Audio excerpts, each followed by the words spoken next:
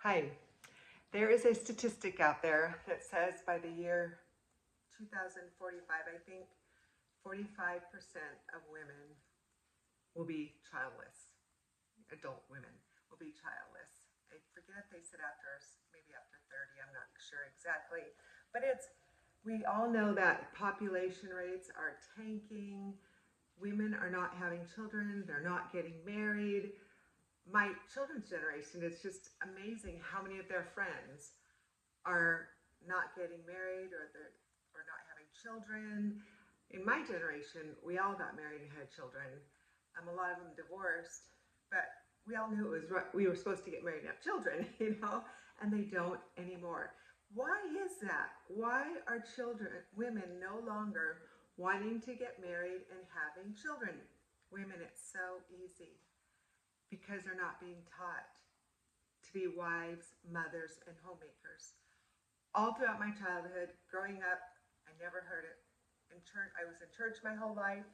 Even my mom, who was a homemaker, never taught me that it was okay to want to just be that. So, and now that's every generation's getting worse and worse. My generation still knew because their moms, I think, got married and had babies. But then my generation, a lot of divorces that hurt women and men wanting to be married because divorce is so terribly damaging to them. But then now it's just exploded, and I think because they're not being taught that, they're being taught birth control, college, um, careers. Those are what give women worth and value, and a paycheck. If they don't get a paycheck, they have no value, and so it's just taken over. This is the total brainwashing of American women, complete.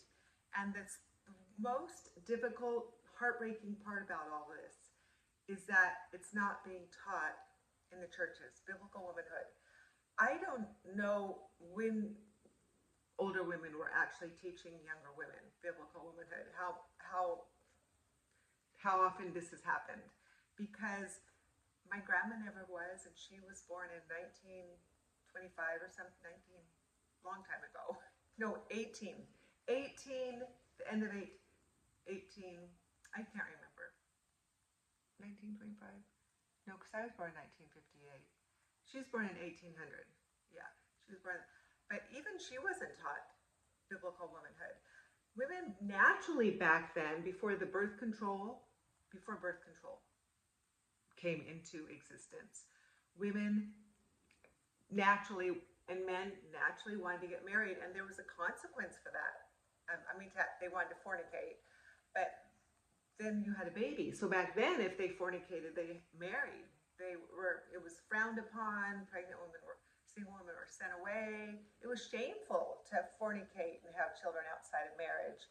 In my mom's generation, before birth control, women knew that when you grew up, you got married and you had children and you stayed home with them. It's just the way it happened because there was no birth control. There wasn't really a workforce for women to work in like there is now. But with the advent of birth control and feminism, um, and that's just infiltrating everyone. That's all women are taught now. Go to college, have a career. Growing up, you're always taught what you want to be when you grow up, and you never say you want to be a wife, mother, and children. And now we are suffering the horrible, horrible, horrible consequences of it. So few of you, if any, have biblical womanhood teaching by the older women in your church, right? So I encourage, and I know older women my age who are living it out. They love what I teach, everything, but they're not teaching young women. They don't like the backlash they see that I get, or they don't feel like they're around women to teach. And they are, because they have women. But I said, the best thing that needs to happen, well, what I did to start my ministry is I just got a group of women, together. There's like 20 of us in a home, and I went through Creative Abuse Help Me, and I did this 2 or 3 times, and then I started going to women's home, and I made a huge effort to be involved in ministries at churches that did mentor women. It wasn't biblical womanhood, but I was the only one who was mentoring that. So whenever anyone was in a troubled marriage, they would always give me that woman because they knew that I taught that. No, no, 50, I don't know, 50 women, older women were teaching, mentoring young women, but I was the only one teaching biblical womanhood to these women. Something's horribly wrong with the church and with older women. So I think pastors from the pulpits need to be encouraging young women for when either having, and a lot of pastors have done this, they've bought sets of my study guide and had classes given by older women to the younger women, teaching them biblical womanhood.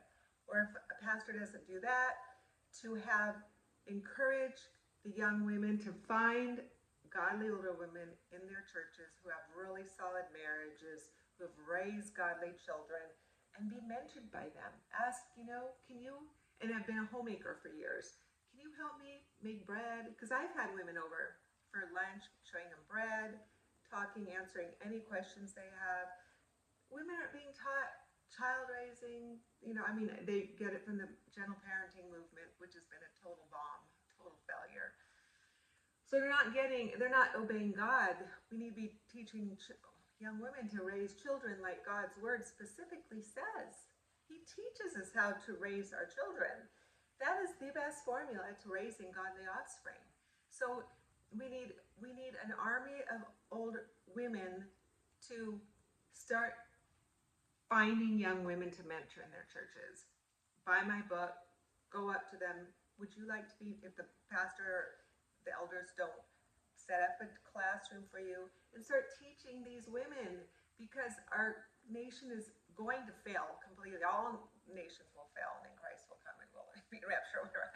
But I don't see how it could go on with women deciding not to be married, but to fornicate and live a lifestyle of debauchery, and loneliness, and maybe they're animals and they're plants instead. Because we are created to nurture women. Women are absolutely created to nurture. If they're not nurturing babies and their own children, they will find something else to nurture. It's our God-given gift or characteristic, a part of being a woman. So we need to teach women how to be women, how to be feminine, how to be godly wives and mothers and homemakers, dress modestly, be sober-minded, be quiet in the churches, and just everything that God teaches us in the Bible about being a woman. Women need to be taught this, not to be quarrelsome and contentious. So this is why the statistic is probably going to happen, because women don't want to be wives, mothers, and homemakers. And I thank you for all of you who are rebelling against our rebellious culture and living according to God's will for you, and how beautiful it is. And for all of you women who want to be married and never have, or want to have children, use your nurturing that God gave you for something. Either nanny children, help young mothers, work in the nursery at church, teach little children in Sunday school. Find ways to use your nurturing gift that God has given you to nurture others. Take meals to people, whatever. Pray, ask God for wisdom, and He will give it to you gladly, women. So this is an important topic. The longer I've been teaching it, the more I see how important it is. So important. And all these female teachers and popular influences are teaching, they'll teach the Bible and doctrine, but they don't teach this. None of them can teach women to be keepers at home, because they're not keepers at home.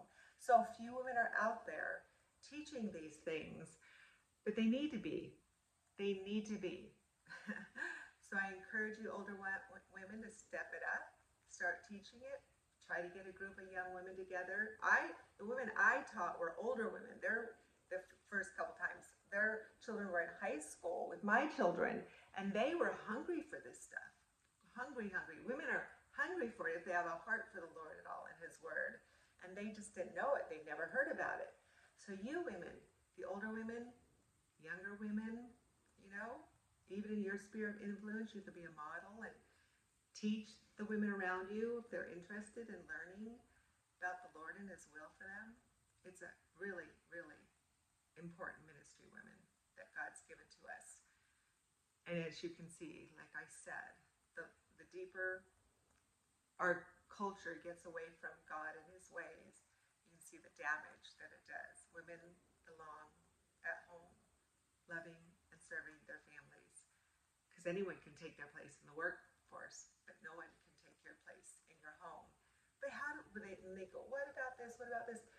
And I like, where's Jesus in your what ifs? Step out in faith, live frugally as possible in your husband's income.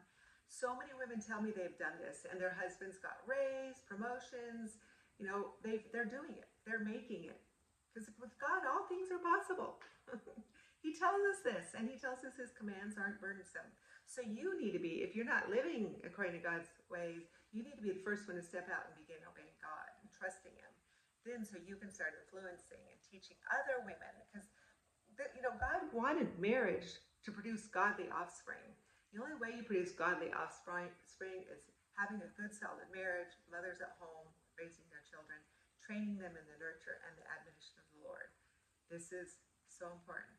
We're only a remnant, so we're not going to radically change the world, but we can change our little world in our home with our families, children, grandchildren, and all the most wonderful blessings in heaven.